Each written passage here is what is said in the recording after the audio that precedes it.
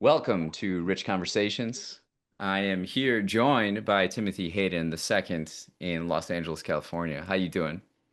Man, I'm excellent. Excellent. It's good to be here. Yeah, we were just chatting before this. We got a lot going on. Our book is coming out. I'm so excited. Man, I'm so excited. I'm so excited. This is this has been, I want to say, 6 years of dedication to a craft like that I personally like took initiative of, man, and just like having that it's just like one thing led to another. It's like you just start something that started solely as therapy, right? Like writing was just Yeah. therapeutic. And literally out of my sleep one day, I was like, hey, you know what? I could write a book. And it's like, you know, for a lot of people that come from like my background, or a lot of people like me, like just the tediousness of just constantly writing. And Rich, I'm pretty sure you can relate to it. Like sometimes your hand might get cramped, especially if you're not typing. If you just hand writing stuff, it's like as a kid when you're writing standards a lot, right? Your hand gets tired, or it's like you just don't want to do it no more. It's like that mental pain that comes like, I don't want to do this no more. So it's like not being discouraged of that, and like for 6 years, just like staying committed. It's like, man, as I'm like really overjoyed right now. Like it just it's man, like this is something Yeah. like you and I created this, and it's like just to be a part of it, like man, staying focused and being a part of that, like that Yeah. to me is like it's so incredible. Yeah. It's called Two Views, One Vision, and this is a book series. And book one we're putting out is Core Values and Beliefs. So we each pick, for those listening and watching, we each chose in the category of um core values and beliefs. We chose seven questions each and answered them. And um, you're gonna like this. I added a section of the book with lined paper so people can write their own responses so they can write them down. So that's a fun part. Um, yeah, 6 years.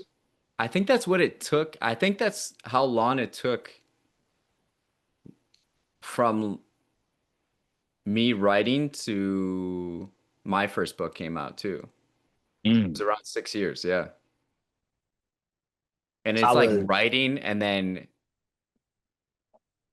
not even knowing if it's gonna see the light of day or like any of your stuff. It's just like constantly just like writing and changing and learning and yeah. how do you okay, how did you get through like just that because I know there had to be times of like just the mental frustration, right? Like, okay, I want to write and I want my stuff to get out and to receive some type of recognition, right?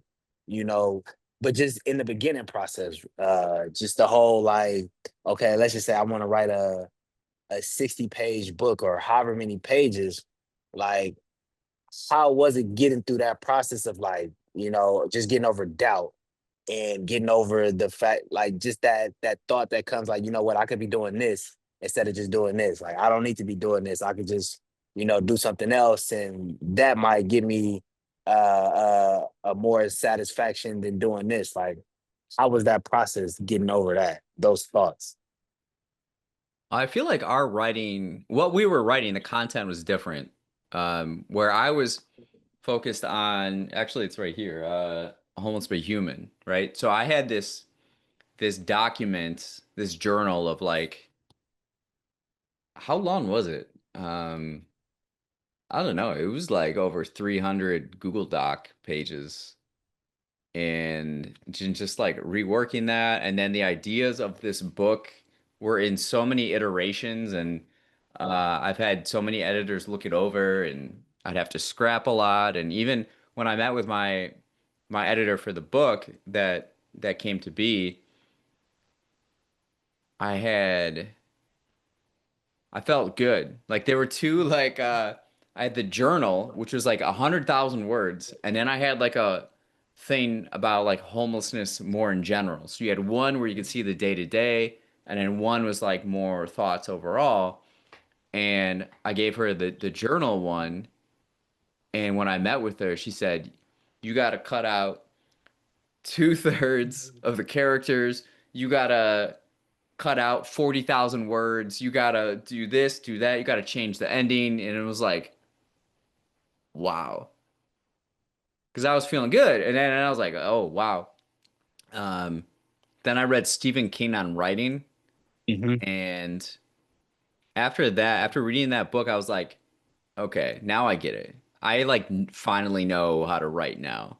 And then after that, I wrote what came to be this book in 6 weeks. From like 6 years to then just like 6 weeks, just knock it out. Mm. That's how that came to be. Yeah, writing. Writing's like a bold thing because you don't know where it's gonna go, but you do it then because there's like something in you that you just drives you. That's how I feel about like just my content I put on my Instagram page. Like you never know where it's gonna get you, right? But I feel like, now this is just something I care about. So regardless if it goes somewhere or not, I truly care about it because I found something that makes me feel complete, you know, because maybe it's just one person out there that might feel the way I feel or know that, you're not alone, somebody understands you, and it's just knowing that fact or believing that fact. I think that's for me, like when it comes to writing, you know, that's been keeping me like just going, staying like, like, okay, yeah, like regardless of, however the outcome might turn out, it's just this is what I'm gonna keep doing. This is what I'm Yeah. gonna keep doing. And it's crazy because a lot of dudes, especially in my situation where I met guys who, okay, first bid in prison, they might have done like I met dudes who first time done 10 years and they got out and I used to ask them questions, on the yard and everything, like, okay, well, when you got out, what things you were doing in prison, were you doing like did you still keep those habits when you got back to society? And a lot of dudes were saying like, nah, like they got caught back up into the lifestyle they were living and just all the distractions. And knowing that since I've been here, like since I've been out, like the fact that I still stay focused on what's important, like on my way to work, when I'm on the train, it's like that's my time right there now to like, I can listen to my little motivational stuff and I can just journal. I can on my lunch breaks or whatever, I can sit at a quiet spot and I can just like I can think, I can write. It's like just staying focused like that. To me, it's just been like a real awesome feeling. You're And it's locked in. yeah, it's It's cool to man. see. Yeah. Yeah, not like even when you told me like, hey, just a little tweak on the intro or something like that whenever you can. It's like I'm gonna get right on it now because I like to focus on now everything like what truly matters to me, and I only make Yeah. time for that, like what truly matters to me. So my writing, what we have going on, working out, still connecting with family, friends, um, playing chess, like these things, like because they make me grow. And I feel like now it's like, Yeah. and that's really like what I feed off of, like what makes me grow, you know. It's nice collaborating with someone who's so focused too. Like there's not a lot of hand holding that's Yeah. necessary. You just move things along. It's pretty nice. No. Yeah. Nah, and that's good. Like I feel like you need forming a team, like you need people like that. Like you don't have to like you can delegate something to somebody and it's like you can trust in them that they're gonna get the task done and like they're not gonna need.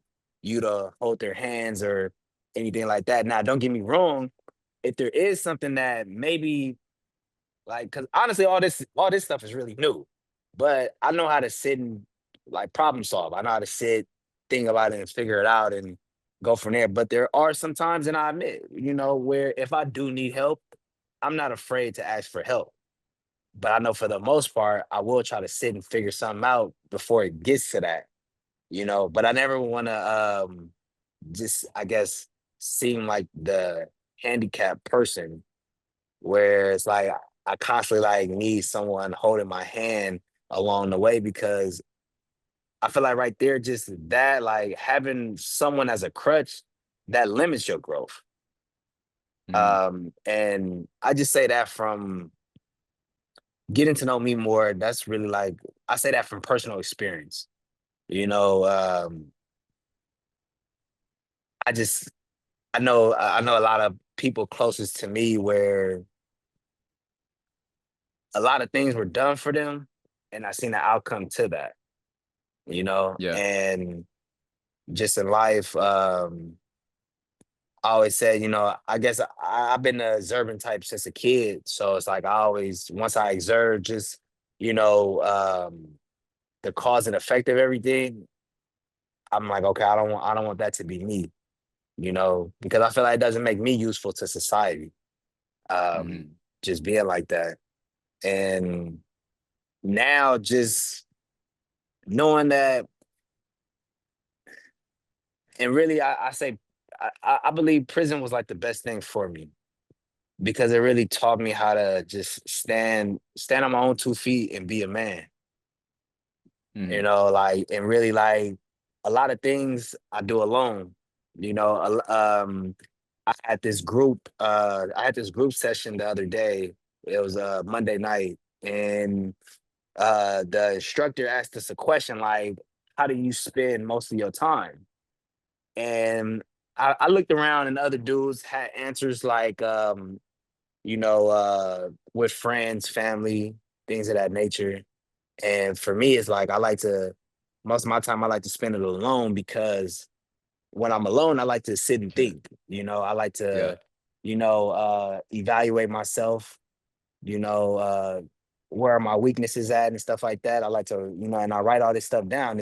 I journal all this stuff down. And for me, I feel like that's because I continue to grow when I'm alone and stuff like that. And it's been like that. I say for yeah, for 6 years since I've been in the Yeah. hole and got out the hole. It's been like that. It's crazy. Yeah. So Yeah. I man, it's been it's man, like it's just been amazing. It's been It's been a amazing. journey. Yeah. Yeah. I feel like right now, I'm getting really good at surrounding myself with people like that, where like I'm collaborating right now. Like the people I'm working with, I feel so uh, grateful to be like creating stuff with, and it's so fun, and it helps. Like an individual is so valuable to a team when the individual can go off and like on their own develop and get better and better, so that when they're in a team setting they can contribute even more and more. Yeah, I'm really grateful right now of where I am and like where things are going. And it's like when we meet, like say we're meeting now, we know that it's not even like but like individually, you did your part off in isolation. I did my part in isolation, and now we're together, and now we're doing our thing. Yeah, I man. am curious. You brought it up. You're listening to some motivational things on the train. Okay, yeah, nah, I go on YouTube and I listen to a lot of motivational speaking. Uh Like who? well, you have Eric Thomas, one, Andrew Tate, another person. some of the stuff I guess it's like I don't know exactly who's narrating it, but then you have some clips from like certain movies, shows that Oh, you okay. know Yeah. you might have watched or something like that. It's just David Goggins, sometimes being some of the clips, certain like celebrities, and I do it because okay, so I used to listen to a lot of rap music when I get up in the morning. Uh-huh. And it just I know rap music for so long, like that's been a part of my culture and it's just been a part of my habit, right? Of listening to rap music. Now, yeah, there are other genres I do listen to, R&B, alternative rock, but rap music since a kid has been like my Yeah. first genre. And when I listen to it a lot, it brings a lot of negativity in my mind. So I try to tell myself now, when on my way to work, um, the first thing I want to listen to is something motivational, something that's going to get me through, just whatever the task may be at hand at work, and just get me through the day. So, and that's always even before when I was working, like when I come back from the gym in the morning, I cut the music off and I shower and I just have like some motivational stuff playing, while I clean up my area, put on my clothes and everything. And for me, like that I know this is gonna get me through the day. I'm gonna leave out my door in a positive mood, regardless of what happens. Whatever life might throw at me or people around me that might affect me in some type of way. Like mentally, I'm gonna already be prepared and I'm gonna already be in that mood to defeat whatever obstacle Yeah. is being set forth that day. So that motivational stuff, like to me, I really incorporated that into my morning. I say my morning rituals. This is what I do. Like I can sit in silence for a minute. I get ready for work. I head out. As soon as I get on the train, I listen to like motivational speaking. Nice. Um, we've discussed James Allen before, Oh yeah, right? as a man thinketh. And not even What go ahead. So we're doing that for a public domain book, um, August. So I'm creating a rich edition of As a Man Thinketh, and I'm doing As a Man Thinketh, Master of Destiny, but I'm not sure about the third one. Do you have a third one that resonates with you?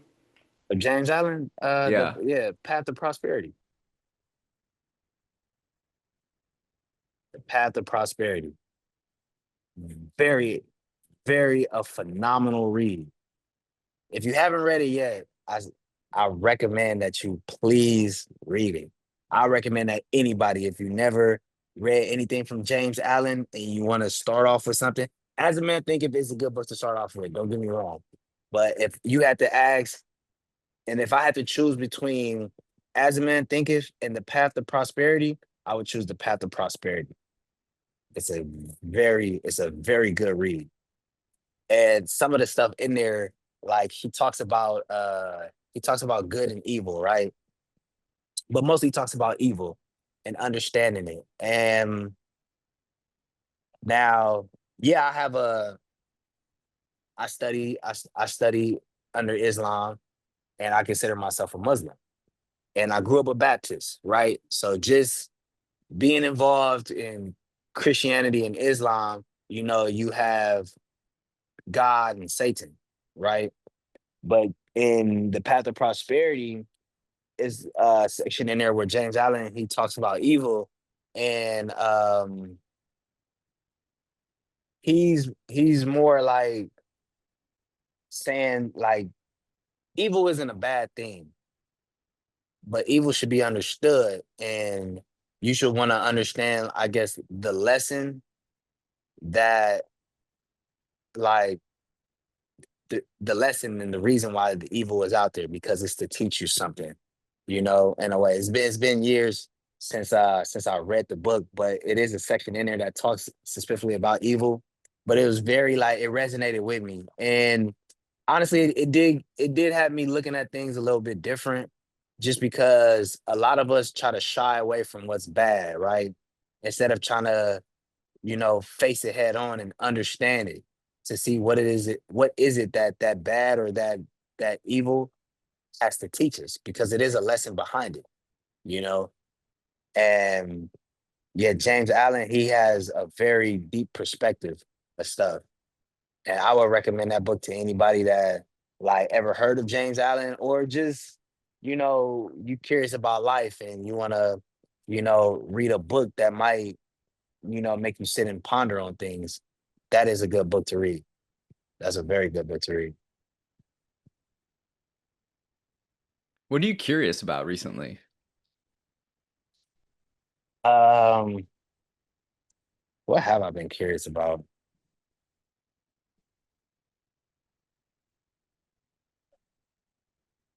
It's more so Dylan.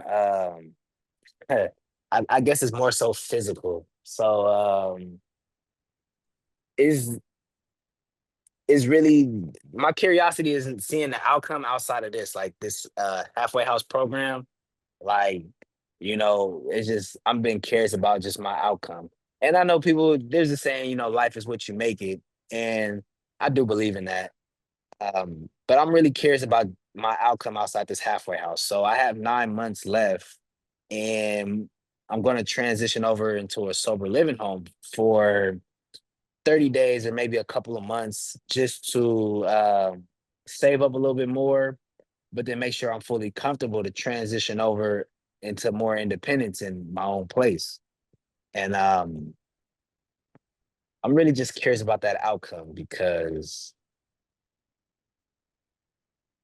I know like certain people, you know, like hear certain things, and it's just really just that outcome, you know. But and not even I guess not even that too. Just no, well, it really is that for right now. That's what I've been curious about.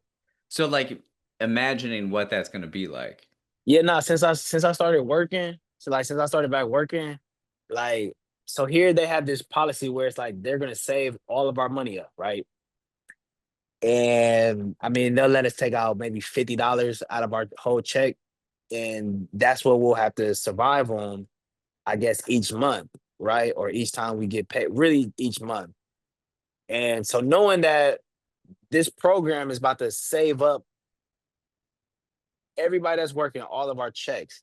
So depending on how much you make, if you times it by however long you're still gonna be here. So for me, I'm gonna be here 9 more months. So my check, what I make a month times nine, or if I still do it for maybe 10 months or whatever, right? And knowing I'm gonna be in a situation to where it's like, okay, I'm good coming out of prison. Because technically I'm still in prison. Like if I make one false move, they'll send me back to prison. Like, and that's the only thing too. It's like it's always being reminded, like I got this ankle monitor on. So it's like I'm free, but I'm not fully free yet. But That's like the what is it? The sword of Damascus or something? I Where believe, like you know what I'm talking about? Like the sword hanging over you, like one false move. yeah. It was where did it was crazy? Was it the sort of Damascus? Like, and then I read that in the Stoic book too. The Stoic book that you Yeah. had gave me. And it was like Okay. but then you have to treat life. It was talking about you have to treat life like that, right? Like you got Yeah. this sword literally dangling over your head. And it's like the only thing that's not keeping it from dropping is like a small thread, but Hmm. it's the concept of that one false move that you make, it's like the sword drops. So it is like that. It really is like that, because I've met people in here where it's like they get too comfortable and they go back. They get sent back. I met a lot of good people like that that got sent back, and I don't want to be like that. So, and it's just, I guess it goes back to like just to staying focused. Like, so this is what I've been doing, and if you don't kind of align with my interests, then it's like we just, I guess, and here it's like, hey, how's it going? And we keep going about our separate ways or something like that. But yeah, I just been curious. I've been curious about that. Like once I'm out of here, like I'm fully free. Like they're gonna cut the ankle monitor off, and it's like, okay, I'm fully free, you know, back into the real world. And it's like every move has to be critical from this point on because the bills is gonna start coming, life is really gonna start coming. And yeah, I've been curious about that lately. Like since I've been working, I've really been Mhm. curious about that. You know, possibly new people I meet along the way. It's like, just things like that. But I try not to think too much on it because I don't want it stressing me out. I was thinking about that the other day of like all the people I don't know right now that I'm about to meet on my journey, like who don't I know yet that's going to be a huge part of my life in the future. You know what I mean? I thought about something the other day. It's pertaining to you too. So, like I remember when, okay, so I remember when me and Emily we was first writing, and she told me about you. So she's like, "Hey, I have a friend. He writes as well, and he does podcasts and everything." And immediately in my head, I thought like, "That's the person I gotta meet." And it's like I Yeah. gotta see just how I could be beneficial and how the whole like what we just did, making a book together, like that didn't even cross my mind yet. Like back Yeah. then, like it was just like how can we get to know each other and I guess be beneficial for each other. And I guess that Yeah. kind of and one thing led to another. And so I was thinking about that the other day, and I'm like, man, this is really like that was fascinating. Just Yeah. like I guess really it just goes to staying focused and like really like taking what you do serious, you know, because I'm telling you, like I started like since 2018, like I started my journey, like I said, I committed to writing, being alone. But I realized, with the work, it's like it does bring people around. Kind of like I guess in the that one time you told me in the letter where the journey of the hero goes out. He starts off alone, but he meets people along Yeah. the way. And it's like, in the end, it's like they're all together because they all created this one thing because they all share like a common vision. And it's like Yeah.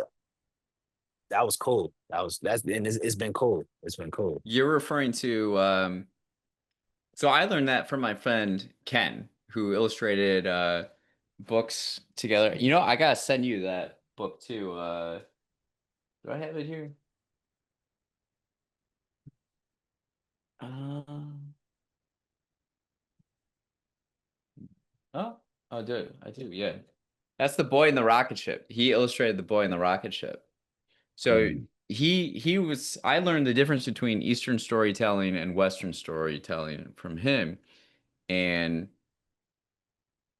the difference, so Western storytelling is based on the Iliad and the Odyssey by Homer, where one man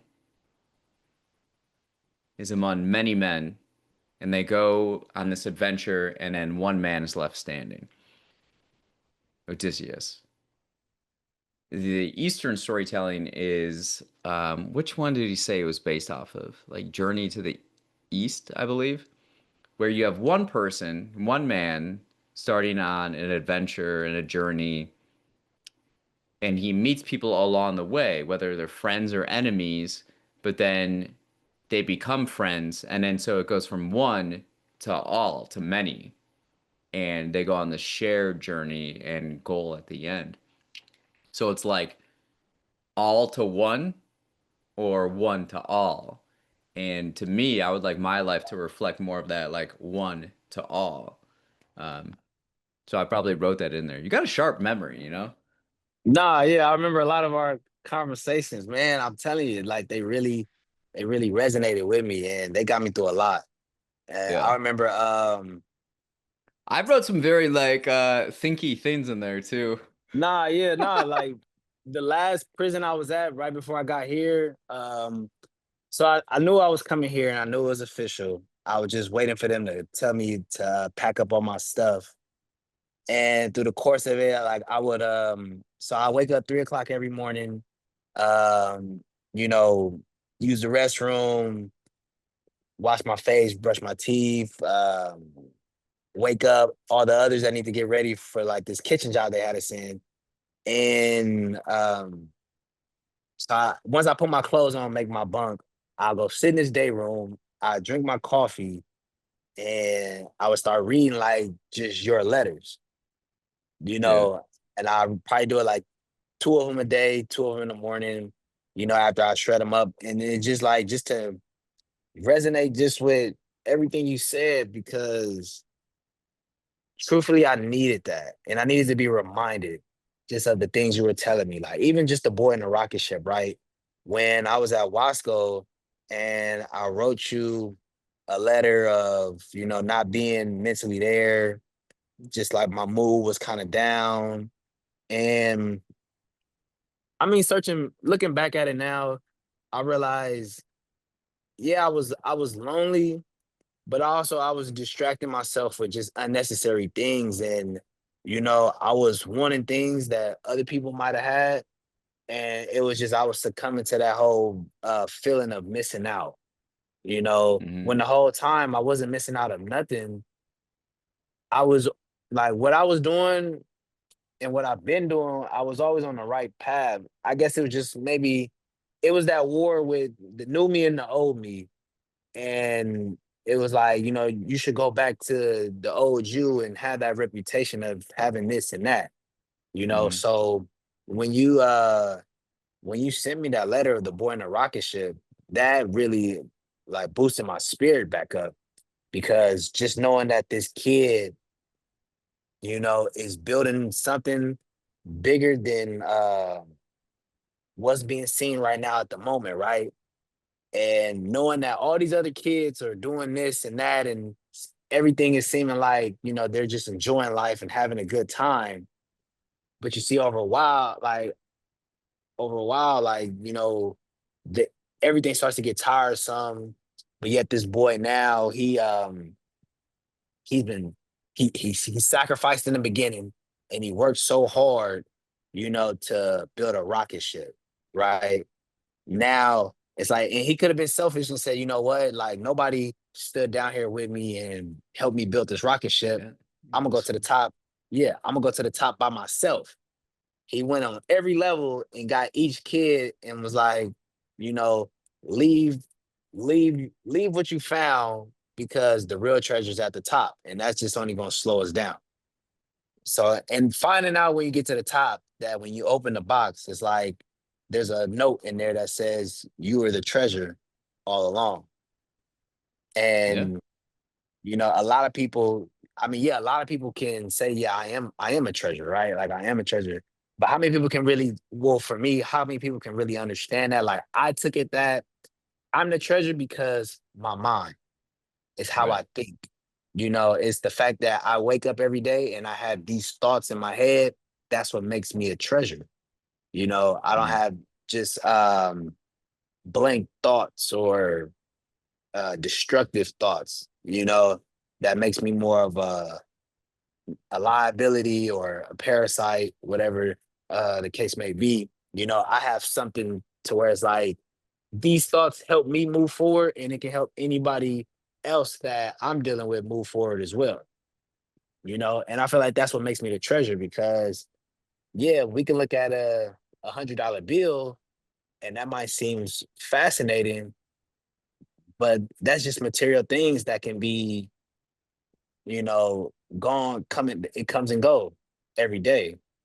But Hmm. your mind, what it can never be taken away from you. And it can only like once like your mind expands, like it can never like go back. to its like regular form. It keeps getting bigger and Yeah. bigger. However much you want to expand your mind, it only gets bigger and stronger, you know. And from right there, like when I read that, man, it was just I always looked at it like, you know what, I gotta stop feeding into the negativity. I gotta stop feeding into the distractions. I gotta stop feeding into old habits. But that kept me going. That kept me going straight. And I started realizing too, like, you know, I seen a lot of dudes in there who had wives and girlfriends were more miserable than the people who didn't have it. Like people who were single or something like that, like they were more stressful than those who were single. And I asked myself, why is that? But then I look at it too, like, some of these people haven't found a purpose. And it's like, and I think that could be the frustrating thing about life. It's like when you haven't found a purpose, it's like you're trying to It's so frustrating if you yeah. haven't. Yeah. So you're trying to conform with what everybody else is doing, but those who are like the non-conformists are like the ones who like they're comfortable being outside of the box because they're trying to do something that you could say is more fulfilling for them, or it's like it- it'll really be more beneficial, not only to themselves but to society. And I feel like that boy in the rocket ship, that was a good concept right there. Yeah. It's a great story. Writing it, so I wrote it to you. I had the thoughts bouncing around my head and I like kind of knew how it was. And then one morning, my mornings are like sacred to me. And whatever I focus on in the morning, it like becomes something special, right? So that morning, I just wrote it. I just wrote the story and then just mailed it to you. And that's I, that's the story. And then yeah, we nah, illustrated it and put it together. that It's a came great right on story. time. That came right on time. Like I Yeah, needed that. it's Uh, beautiful. Um, yeah, because that's always like writing has just been a part of my purpose. Yeah, it's really been a part of my purpose. And just now, like, okay, so last night I'm in the gym and I'm working out and I'm doing I'm curling like I'm curling something heavy. But I'm thinking back to like my younger self that played around with a lot of this stuff, like played around with working out, played around with sports, and just taking things more seriously now. And you can say I'm matured, and I guess it is maturity. It's it's been helping me to push through it because now when I write, it's like I look at it like this is something this is something I love to do, and just the outcome of it like is excellent, you know, because I know I'm gonna produce good results because this is something I've worked on every day, yeah, you know. yeah. Yesterday I was thinking about universal truths, right? So and we talked Yes, universal and truths. and I spoke about absolute truths in the book. You did, Uh yeah, and certain things I feel like are absolute and certain things are like relative, right? So yeah, 2 plus 2 equals 4. That's the truth. The sun will constantly rise and set every day. That's the truth. And there's another, and I got this from Andrew Tate, right? So listening to Andrew Tate's his motivational speaking. So he was like, you know, I can go to a party and 10 things can happen within this party. He said I can get into a fight and I can beat some dude up and get recognition and viral videos and possibly go to jail for beating them up, or I can get beat up, get killed, whatever the case may be. I can find a girl, fall in love with her, have kids, live happily ever after, or I can find a girl, she can cheat on me, break my heart, whatsoever. He's like, but if I go to the gym and if I lift weights, the only thing that's going to happen is I'm going to get stronger. within the day. And I was like, that's a universe. I'm like, that's the truth. That's the truth right there. He said, if I go to the gym every day, the only outcome is I'm going to get stronger. That's it. He's like, I would think it would be unrealistic to assume that somebody is gonna find you fascinating, staring at you through the window, and want to buy you an expensive car, or whatever the case may be. He's like, Yeah. but if you go to the gym, if you lift weights every day, you're gonna get stronger every day. He's like, and that's a universal truth right there. And I was like, man, that makes sense. So I applied that just with anything, right? If I write every day, the only outcome of that is I'm going to get better at writing. It's just like if I practice on shooting a basketball every day, eventually I'm going to start making more shots, as the days go on. And it was just something like that. So if I focus on my purpose every day, the only outcome is outside of achieving that purpose is I'm going to get closer to it. I would build on that and insert stepping back. You can shoot those shots, but what if your mechanics are bad? What if you just keep shooting with bad mechanics and you don't take a step back and ask the question, am I making more shots than before? Because if you're shooting, it doesn't necessarily mean your percentage is going to go up. It just means that you're shooting. Your field goal attempts are going up, but is the percentage going up? So we have to check too with our percentage and if it gets better. So, all right, let's use basketball since we brought up basketball. Um, let's just say a person, like you said, a person mechanics is off, right? Shot form and everything. It just looks terrible. Let's from January 1st to December 31st, right? If a person was to shoot terrible 365 days out the year, right?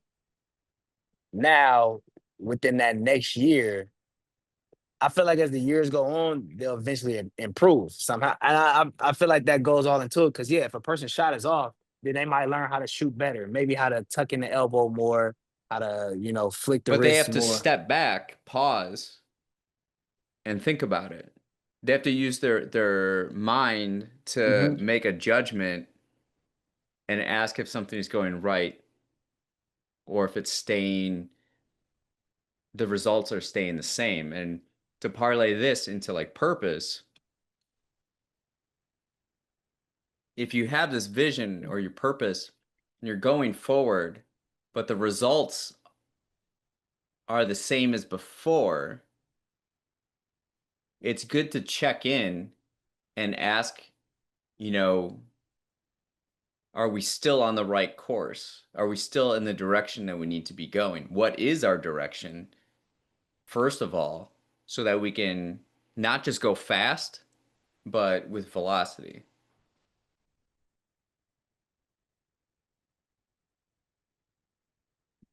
Was good. So, yep. I can agree with that. That's very good. That's something I've really taken to heart over the last, I would say, 2 years. The Hmm. difference between speed and velocity. You know, speed, you can go fast in a circle.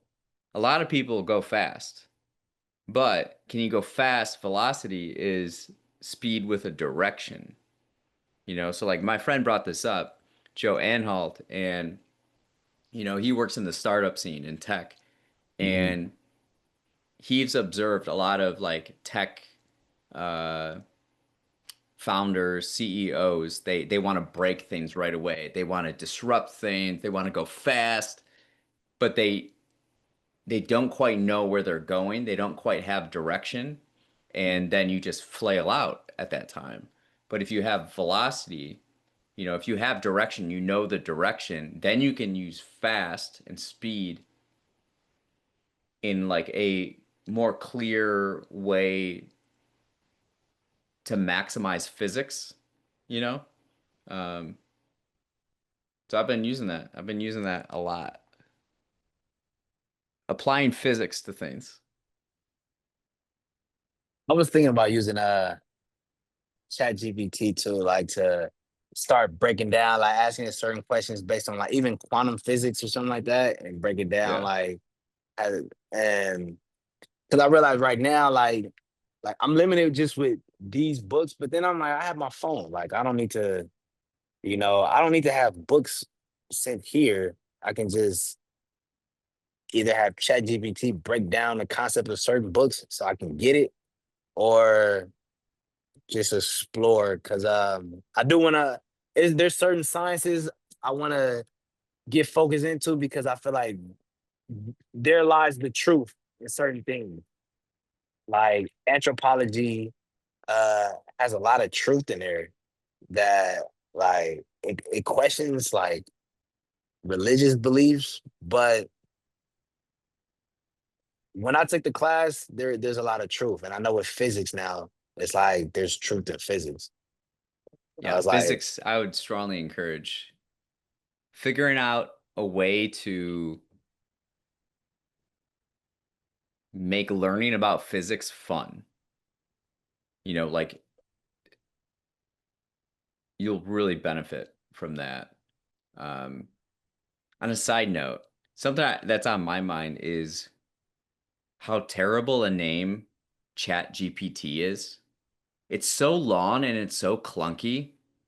Chat GPT, just that name. Yeah, like how long it took to say that. And it's like there can't be something smoother. So I I'm was thinking about like, well, if I rename the Chat GPT that I'm working with, we've developed a relationship, coming up with a name, but then when I'm communicating the things I'm doing with people, they're not going to know if, ChatGPT, I refer to it as Mariposa, you know? If I was like, mm, oh, Mariposa and we were working on this project together, blah, blah, blah, you would think it's a person. But I don't want to keep saying ChatGPT. It's so long to say. It frustrates me. How come they couldn't come up? They had all this technology to come up with this amazing thing, but then they named it so poorly. I want to research what made them come up with the name though. Yeah, it's stupid. It's a stupid name. I wouldn't say it's stupid. At first, I didn't quite understand it. Like, I forgot where I was at, but like, okay, no, I was still on the 4 yard when Chat GPT was just getting started. So I guess I was one of them too. Like, I wasn't trying to accept like how things were changing and like how technology was like Yeah. advancing. I was like, ah, man, that all that stuff, man. We don't need that stuff and this and that. And then one person I know that had a phone, he used it for like his math class or something. And I'm like, it's not that bad. I start to come to realize like, we gotta accept this here and this and that. And that's how I felt too, like just the whole chat GPT. Like I wasn't trying to understand it at first, but it's not bad. Now the name of it, could it be better? It probably could. Why they came up with that name, I'm curious to find out about that now. Yeah. That you Use said it. ChatGPT to figure out why it's called ChatGPT. Yeah. It might say let's That's see. for that's our next episode. Yeah. Well, I gotta head out, but great talking with you as always. As always, Rich, I appreciate it. All right. Thanks for coming on, Timothy. Appreciate you. See you later.